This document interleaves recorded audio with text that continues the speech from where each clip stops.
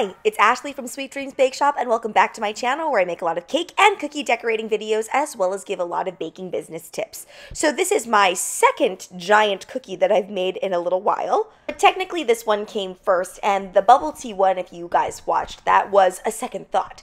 I actually made this dough so that I could make this giant can for Oktoberfest. One of my best friend's dads always throws a huge Oktoberfest party at his house, and last year we made a really fun cake. You can actually check out that video in the right hand corner. This year I decided to go with a cookie. I just find that sometimes it's hard to get all the cake sliced and everything, and getting this cookie on the table was a lot easier and to have it broken apart.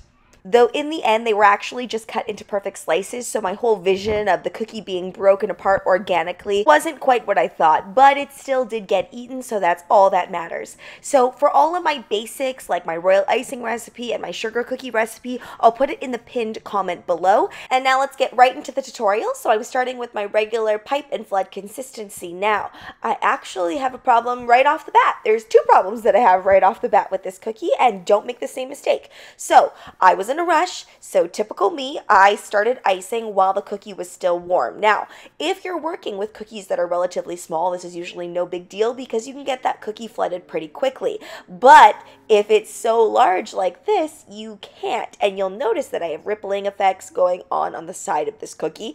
I wasn't super concerned because I knew that in the end it would most likely get covered up, but if you're doing something where it has to be a really beautiful, flatly iced cookie and very simplistic, make sure that you wait till your cookie fully cools because that royal icing will start to set from that heat underneath.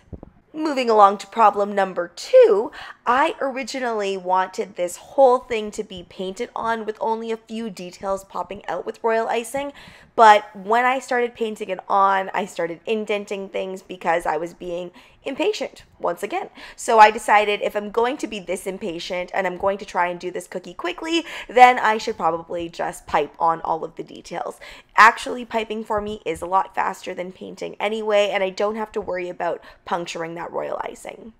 Okay, and admittedly, problem number 3, I started to do the lettering, and what happened was I was originally going to do this very, very quickly because of my projector. Obviously, when you have a projector, you're going to be able to create things a lot faster than when you do them free-handed, but my son broke my projector and smashed it, and then the dongle got broken off in my projector, and yeah. No projector for me right now, looking for some new parts to fix it, and that is why I ended up trying to freehand those letters and it just didn't work, so I decided to move on and just look at the picture of the can that I was trying to recreate. So to avoid any future mishaps with this cookie, you'll notice that all of that detailing that I did on the logo, I tried to do that in white first, and then I filled it in with red. This is a really, really good tip if you can. If you're a little bit nervous about freehanding things, go in with white first. That way you can always scrape it off and cover things up a lot more easily.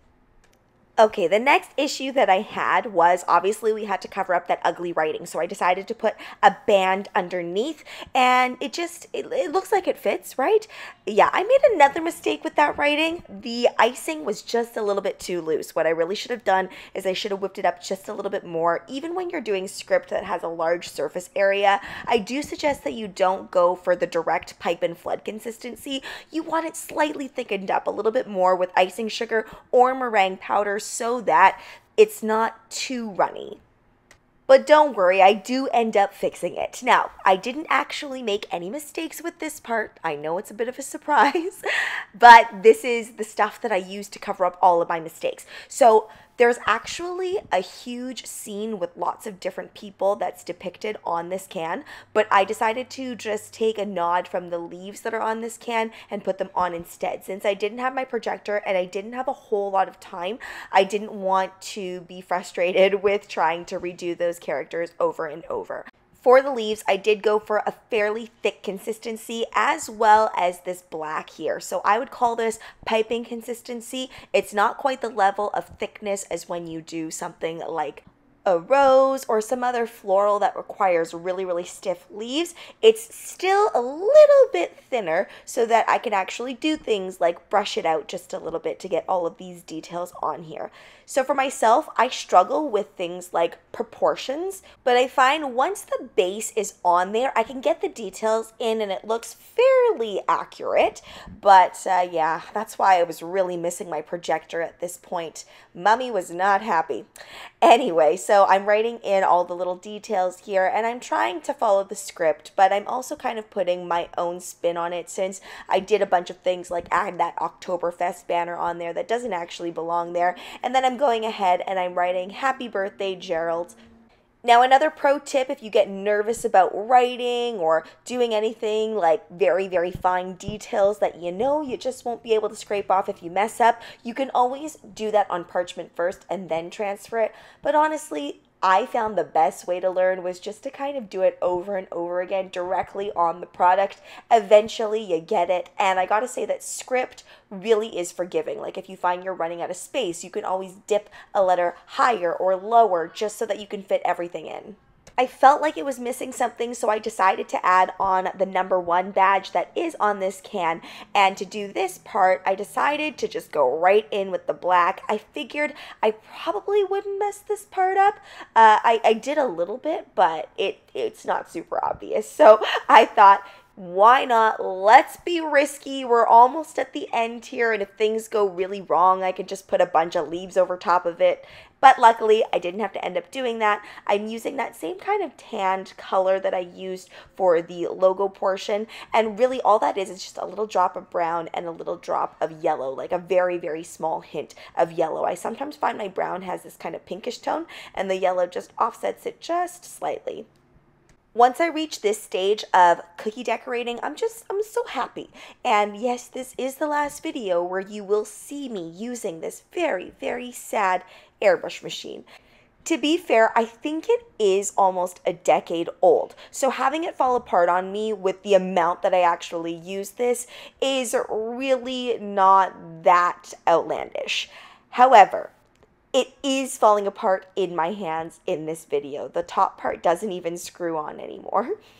Also, this leads me to another mistake. I really should have airbrushed the entire thing gold first to make it more easy on me, but I wasn't sure if I was going to do the painting technique or if I was going to do the piping technique.